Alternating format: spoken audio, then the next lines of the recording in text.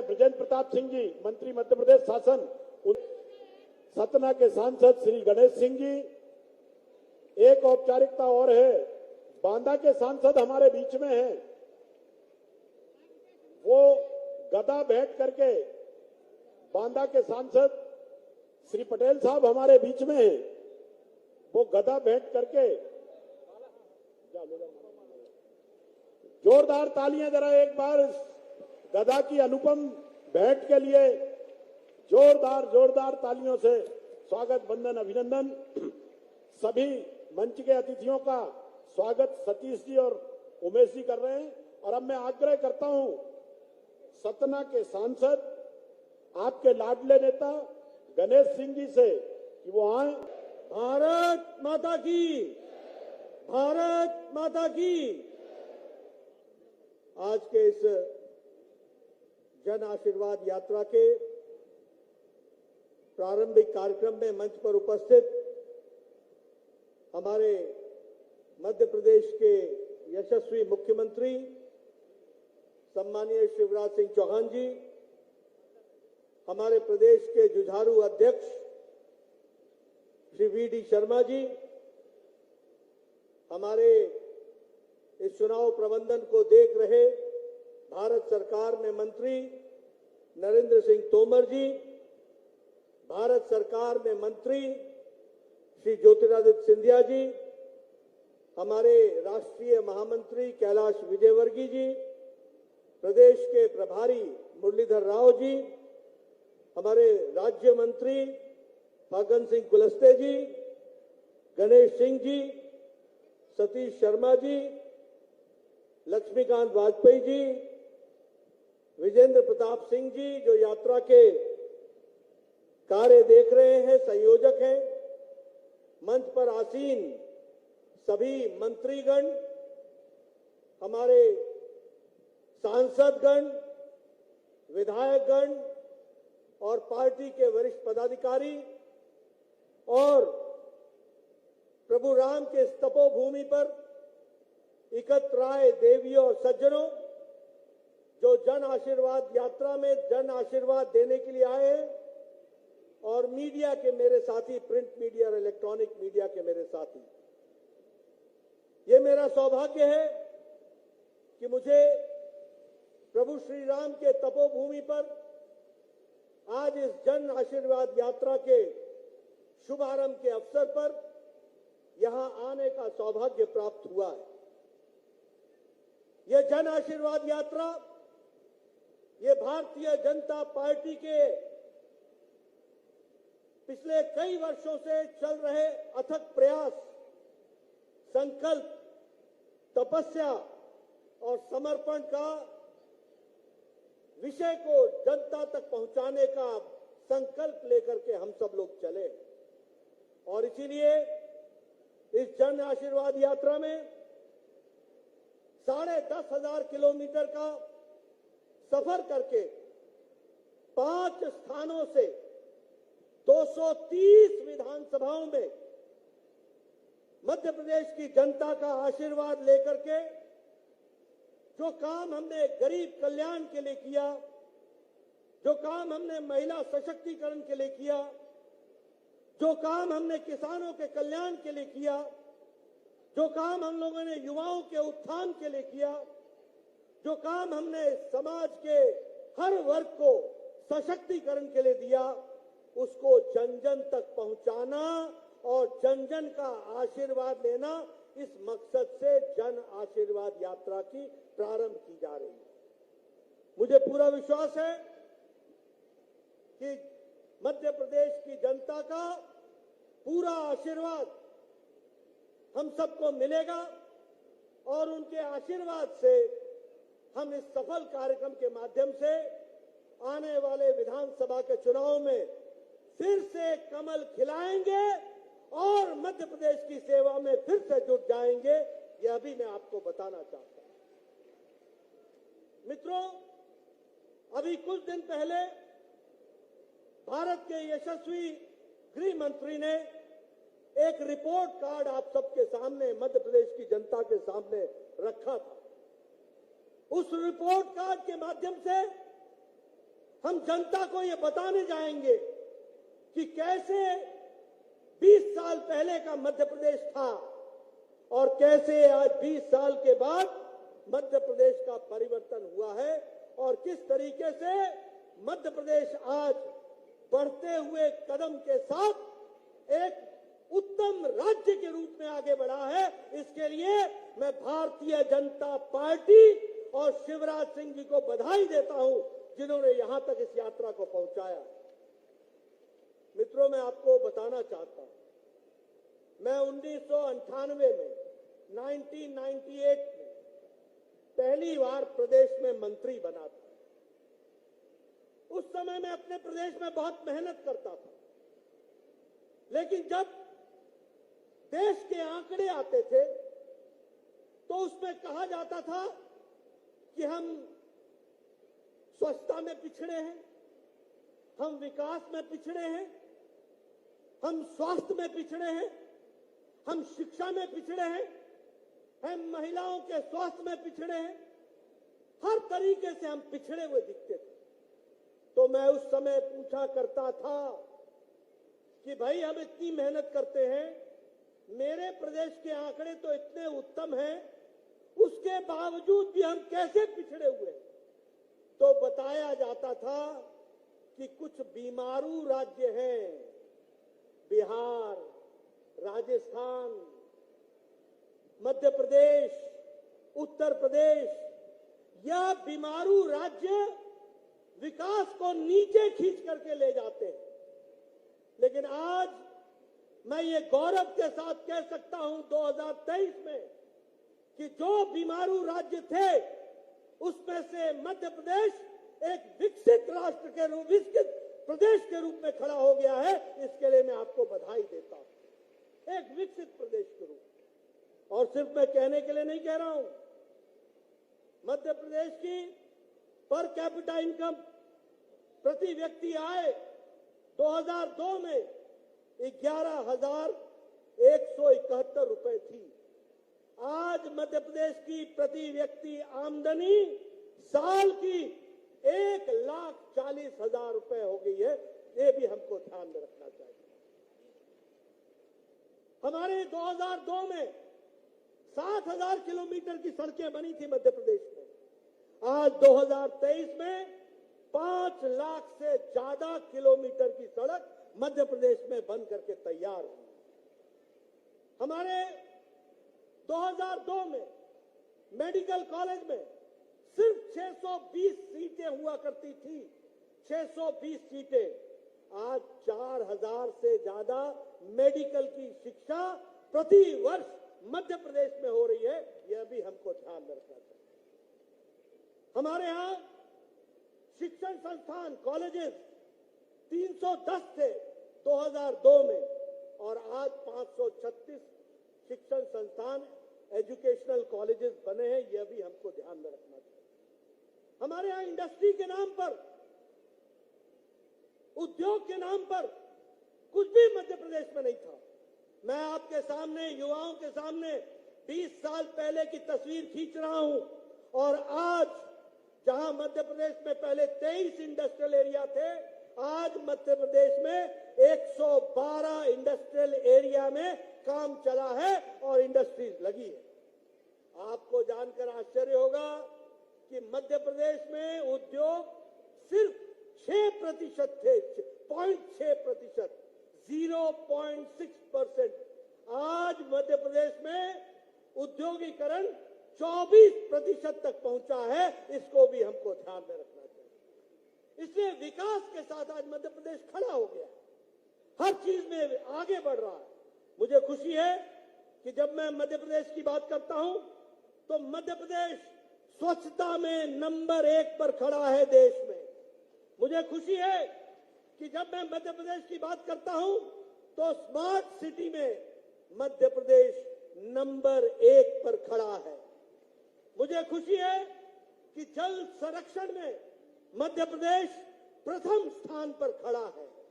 मुझे खुशी है कि प्रधानमंत्री स्वामित्व योजना में भी मध्य प्रदेश ने नंबर 1 की बाजी मारी है और नंबर 1 पर खड़ा है। मुझे खुशी है कि प्रधानमंत्री मातृत्व वंदना योजना में महिलाओं के सशक्तिकरण में प्रसूति से लेकर के हर तरीके के बच्चों के विकास के लिए जो कार्यक्रम चलाए गए हैं, उसमें भी मध्य प्रदेश नंबर 1 पर खड़ा है। इस बात को भी हमको ध्यान में रखना चाहिए। प्रधानमंत्री स्वनिधि योजना में भी मध्य प्रदेश नंबर 1 पर है और प्रधानमंत्री आवास योजना में भी मध्य प्रदेश नंबर 1 पर खड़ा है। ये भी हमको याद रखना चाहिए। और प्रधानमंत्री आवास योजना में मध्य प्रदेश नंबर 1 पर खड़ा है, जबकि कमलनाथ ने इस आवास योजना को अपने शासन के समय में डिरेल करने में कोई कसर नहीं छोड़ी थी। कमलनाथ ने आवास योजना की लिस्ट दिल्ली पहुंचने ही नहीं दी थी।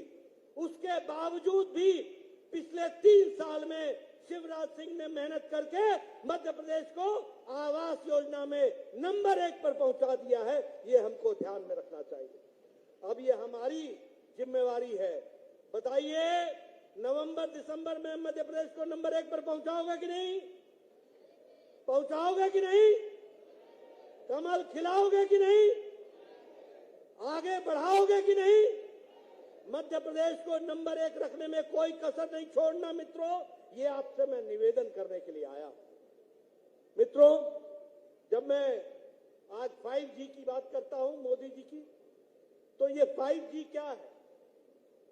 ये कनेक्टिविटी तो है ही, लेकिन ये ग्रोथ का इंजन है, ये गुड गवर्नेंस का इंजन है, ये गुडविल का इंजन है, ये गारंटी की जिम्मेवारी है और ये गरीब कल्याण से जुड़ा हुआ 5G है। इसके लिए जहां प्रधानमंत्री मोदी जी ने कोई कसर नहीं छोड़ी, वहां मध्य प्रदेश के भी नेताओं ने जनता तक विकास को पहुंचाने में कोई कसर नहीं छोड़ी है। यह भी आपके सामने मैं कहना चाहता हूं। मित्रों, हम लोग समर्पित हैं, संकल्पित हैं। किस बात के लिए? गांव, गरीब, वंचित, पीड़ित, शोषित, दलित, महिला, युवा, किसान, इनकी तस्वीर और तकदीर बदलने के लिए हम संकल्पित हैं। और हमारी तमाम योजनाएं, अगर हम बात करें प्रधानमंत्री आवास योजना की, अगर हम बात करें प्रधानमंत्री गरीब कल्याण अन्न योजना की, आज गरीब कल्याण अन्न योजना के कारण 13 करोड़ 50 लाख 13.5 करोड़ लोग आज गरीबी की रेखा से निकल करके मध्य वर्ग में पहुंच गए हैं। ये भारत की बदलती तस्वीर है। ये गरीब कल्याण अन्न योजना के कारण 80 करोड़ की जनता को भूखे रहने से बचाने का काम मोदी जी ने किया। आज कोई भी गरीब भूखा नहीं सोता है। इसलिए अति गरीबी भारत में 0.1% से भी कम हो गई है। यह भी हमको ध्यान में रखना चाहिए। अगर हम बात करें उज्ज्वला योजना की, तो जहां 9.5 करोड़ हमारे गरीब बहनों को गैस का सिलेंडर दिया गया, चूल्हा दिया गया, वहीं अभी राखी के अवसर पर पहले 200 रुपए का छूट और फिर से 200 रुपए की छूट देने का काम हमारी सरकार ने किया और बहनों को एक तरीके से उनको तोहफा देने का और उनको बहनों को याद करने का काम किया। मित्रों, अगर मैं विकास की बात करूं तो आज भारत 11वें नंबर से आर्थिक व्यवस्था में छलांग लगा करके 5वें नंबर पर खड़ा हो गया है। और मित्रों, आपने 2023 के दिसंबर में मध्य प्रदेश में आशीर्वाद देना और 2024 के मई में मोदी जी को आप फिर से आशीर्वाद देंगे और भारत दुनिया की तीसरी आर्थिक महाशक्ति बन करके आएगा।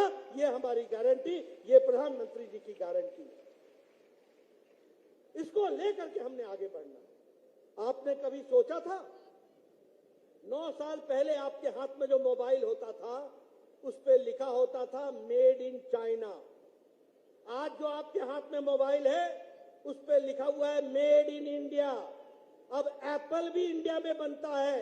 97% मोबाइल अब भारत में बन रहा है। यह परिवर्तन आया है।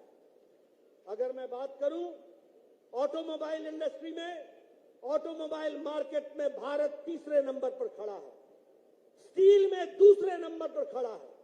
और दुनिया में जब आर्थिक मंदी है तो भारत एक आशा की किरण के साथ सबसे तेज गति से बढ़ने वाली आर्थिक व्यवस्था मोदी जी के नेतृत्व में बनी है। इसको भी हमको याद रखना चाहिए। इसलिए मित्रों, हम आपके सामने आज हमारे लिए खुशी की बात है, हम चंद्रयान पर हमारा सैटेलाइट लैंड कर गया। कल हमारा आदित्य L1 सक्सेसफुल लॉन्च हो गया और वो 4 महीने में 15 लाख किलोमीटर की दूरी तय करेगा और 5 साल तक सूरज की पूरी अध्ययन करके जमीन पर हमें बताएगा।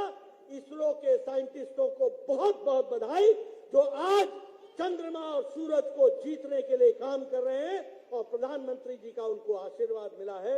इस तरीके की परिस्थितियां खड़ी हुई। मित्रों, मध्य प्रदेश भी विकास में कोई कमी नहीं कर रहा है। Roadways, infrastructure, highways, Airways, railways, सब में मध्य प्रदेश आगे बढ़ा है। आपको जानकर खुशी होगी कि 34 रेलवे स्टेशन मध्य प्रदेश के सबसे मॉडर्नाइज होकर के 2 साल में तैयार हो जाएंगे।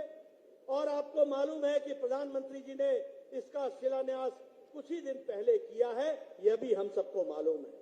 अगर मैं बात करूं हमारे हाईवेज की तो 33,000 करोड़ रुपए सिर्फ हाईवेज पर खर्च हुआ है और चंबल का एक्सप्रेस हाईवे उस पर 8,000 करोड़ रुपए खर्च हो रहा है। नर्मदा के एक्सप्रेस हाईवे पर लगभग 31,000 करोड़ रुपए खर्च हो रहा है। उसी तरीके से इंदौर से भोपाल तक मेट्रो के लिए 710 करोड़ रुपए खर्च हो रहे हैं।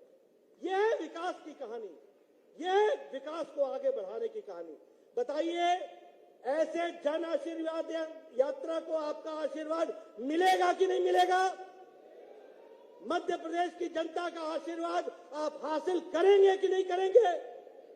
अगर आप करेंगे तो जिन बातों के लिए शिवराज जी ने कहा, लाडली लक्ष्मी योजना, बालिकाओं का सशक्तिकरण, लाडली बहना योजना, महिलाओं का सशक्तिकरण, समाज को विकसित करने का रास्ता, इसको आप आगे बढ़ाएंगे, ऐसा मेरा विश्वास है। ये मैं आपके सामने कहना चाहता हूं। मुझे खुशी है कि आज 14 मेडिकल कॉलेज, नए मेडिकल कॉलेज प्रधानमंत्री मोदी जी ने दिए और मुझे खुशी है गणेश सिंह जी, मेरे ही स्वास्थ्य मंत्री काल में आपको भी मेडिकल कॉलेज मिला मोदी जी के आशीर्वाद से और यहाँ की जनता को वह समर्पित हुआ है। इसके लिए भी आपको मैं बधाई देता हूं। उसी तरीके से हमारे शिवपुरी के हमारे ज्योतिरादित्य जी बैठे हैं, उनसे पूछिए कि किस तरीके से उनका मेडिकल कॉलेज से वो वंचित हो गए थे, उनको भी मेडिकल कॉलेज देने का प्रयास किया है। हमने तो छिंदवाड़ा में भी मेडिकल कॉलेज खुलवाया है, हमने तो खांडवा में भी मेडिकल कॉलेज खुलवाया है, हमने तो दतिया में भी, रतलाम में भी और सतना में भी मेडिकल कॉलेज को खुलवाने का काम किया है। इसलिए विकास की नई नई कहानियां हम सब लोगों ने रची हैं। फिर चाहे अगर हम धार्मिक दृष्टि से देखें तो चाहे ओमकारेश्वर हो, चाहे अमरकंटक हो, 100 करोड़ रुपए की लागत से इन स्थानों को बढ़ाने का काम प्रधानमंत्री मोदी जी कर रहे हैं और शिवराज जी उनको धरती पर लगा रहे हैं। मित्रों, मैं अगर विकास की कहानी कहूंगा तो बहुत लंबी कहानी हो जाएगी। मैं आपका ज्यादा समय नहीं लेना चाहता, लेकिन एक बात मैं गारंटी से कहना चाहता हूं कि आज मध्य प्रदेश मुख्य धारा में है। शिवराज जी ने जहां इसका विकास किया, बीजेपी की सरकारों ने जहां इसका विकास किया, वहीं विनाश करने में कांग्रेस की सरकारों ने कोई कसर नहीं छोड़ी थी। ये भी आपको ध्यान में रखना चाहिए। आपको याद है ना कमलनाथ का, करपनाथ का की सरकार याद है आपको? आपको याद है कि नहीं है? आपको याद है कि नहीं है कि कमलनाथ की सरकार भ्रष्टाचार से युक्त सरकार थी। आपको ऐसी सरकार चाहिए क्या? आपको ऐसी सरकार चाहिए क्या? अगर नहीं चाहिए तो जागरूक होकर के कमल के निशान को आगे बढ़ाने का जिम्मा आपका होगा। ये आपको इसकी चिंता करनी पड़ेगी। मित्रों, अभी मैं जब यहां बैठा हूं, मेरे पीछे राजेंद्र शुक्ला जी बैठे हैं। कभी सोचा था कि 750 मेगावाट का जो सबसे बड़ा हमारा एशिया का लार्जेस्ट सोलर प्लांट वो कभी लगेगा? एशिया का कहां लगा? मध्य प्रदेश में लगा। कहां लगा? रीवा में लगा। यह है प्रधानमंत्री जी के मध्य प्रदेश के प्रति सोचने का तरीका और उसको विकसित करने का तरीका। मित्रों, महिला सशक्तिकरण की बात करें तो 50% लोकल सेल्फ गवर्नमेंट में उनको रिजर्वेशन दिया गया। हमारे टीचर्स के रिक्रूटमेंट में उनको 50% की रिजर्वेशन दी गई और हमारे पुलिस के रिक्रूटमेंट में 33% की रिजर्वेशन महिलाओं को दी गई है। ये आज विकसित महाराष्ट्र मध्य प्रदेश को बढ़ाने का काम हमारी सरकार ने किया है कि कैसे मध्य प्रदेश विकसित हो सकता है और करना है, इसको हमको ध्यान में रखना चाहिए। मैं अंत में एक ही बात कहूंगा और वो बड़े दुखी होकर के और आक्रोशित होकर के आपसे मैं एक विषय की चर्चा करना चाहता हूं। मित्रों, हम लोग तो देश के काम में जुटे हैं। ये एनडीए का गठबंधन मोदी जी के नेतृत्व में पूरी ताकत से भारत को विकसित राष्ट्र के रूप में बढ़ाने के लिए लगा।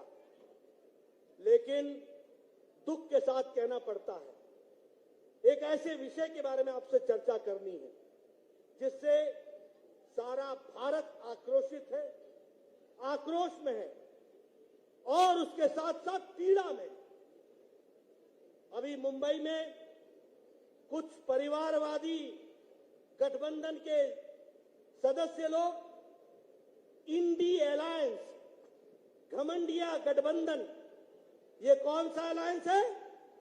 इंडी alliance, INDI alliance, INDI alliance, घमंडिया गठबंधन, इसके लोग मुंबई में एकत्र हुए थे और वहां पर जब एक तरफ भारत को हम विकसित बनाने के लिए लगे हैं, जब हम लोग एक तरफ भारत चांद और सूरज को जीत सके इसके लिए लगा है, जब भारत आने वाले G20 में 8-9 तारीख को दुनिया के सबसे ताकतवर लोग भारत में पहली बार एकत्र आ रहे हैं और जब भारत की जय जयकार दुनिया में हो रही है, भारत की जय जयकार दुनिया मान रही है, तो ऐसे समय में ये घमंडिया गठबंधन वह हमारी संस्कृति पर, वो हमारे धर्म पर, वो हमारे संस्कारों पर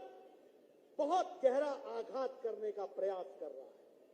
और जब मैं ये कहता हूं तो मैं पूरी जिम्मेवारी के साथ कहता हूं कि ये जो इंडी अलायंस है, ये जो घमंडिया गठबंधन है, जो मुंबई में 3-4 दिन पहले एकत्र आए थे, इसका सबसे बड़ा घटक और सबसे मजबूत घटक DMK, जो तमिलनाडु के सरकार को मुख्यमंत्री स्टालिन, उसका बेटा उदयनिधि स्टालिन, वह उदयनिधि स्टालिन सनातन धर्म को समाप्त करने का उद्घोष करता है और कहता है कि हम सनातन धर्म को समाप्त कर देंगे, एबॉलिश कर देंगे, इस तरह की भाषा इस्तेमाल करता है। आप बताइए, ऐसे घमंडिया परिवारवादी इंडी अलायंस को रहने देने का अधिकार है क्या? रहने देने का अधिकार है क्या? क्या सनातन धर्म को हम समाप्त तो होने देंगे क्या? क्या हिंदू धर्म पर इस तरीके का आघात लगने देंगे क्या? ये मित्रों, और क्या कहता है उदयनिधि स्टालिन? कहता है कि एंटी सनातन नहीं, एबॉलिश सनातन, मतलब सनातन धर्म को जड़मूल से समाप्त कर दो। जिस प्रकार उदाहरण क्या देता है सुन लो, उदाहरण देता है कि जैसे मच्छर, जैसे मलेरिया, जैसे डेंगू, जैसे कोरोना, इसको हम समाप्त करते हैं, वैसे ही सनातन धर्म को समाप्त कर दो। ये है परिवारवादी घमंडिया गठबंधन का घमंड, और वो इस तरीके की बेतुकी बातें कहने में कोई गुरेज नहीं करते, कोई गुरेज नहीं करते। आप बोलिए, उदयनिधि स्टालिन ने जो ये बात कही है, ये कब कही? ये तब कही जब 3 दिन पहले मुंबई में बैठकर ये गलबाइयां करके अपनी रणनीति तैयार कर रहे थे। क्या यही रणनीति तैयार हुई है?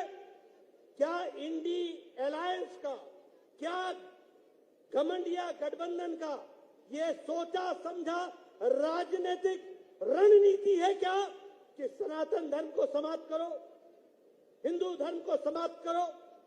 और मैं पूछना चाहता हूं राहुल गांधी से कि राहुल गांधी, ये जो आपने मोहब्बत की दुकान चलाई, ये मोहब्बत की दुकान में हिंदू धर्म और सनातन के नफरत का सामान कहां बिक रहा है? ये नफरत का सामान कैसे बिक रहा है? और ये हिंदू विरोधी, सनातन विरोधी जहर आप जो वहां पर पैदा कर रहे हैं, यही क्या आपकी मोहब्बत की दुकान है? मैं ये इंडी अलायंस और घमंडिया गठबंधन से सवाल पूछना चाहता हूं। पहला सवाल, मुझे जवाब चाहिए और देश को जवाब चाहिए कि जो उदयनिधि स्टालिन ने कहा है वह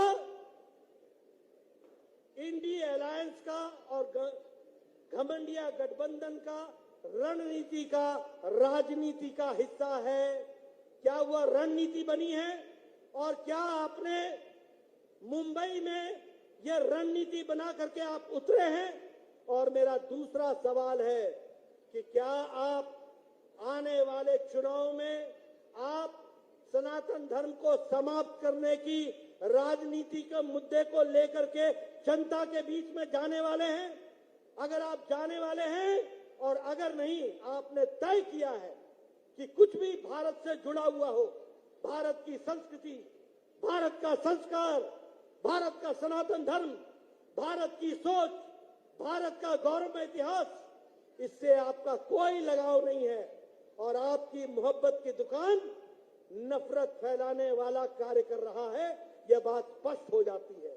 इसलिए मैं चाहूंगा, यहां जहां आप जन आशीर्वाद यात्रा में आप आशीर्वाद देने के लिए आए हैं, वहीं आप संकल्प लें कि ऐसे इंडी अलायंस को आप जमीन से उखाड़ करके फेंक देंगे ना? आप जमीन से उखाड़ के फेंकेंगे ना?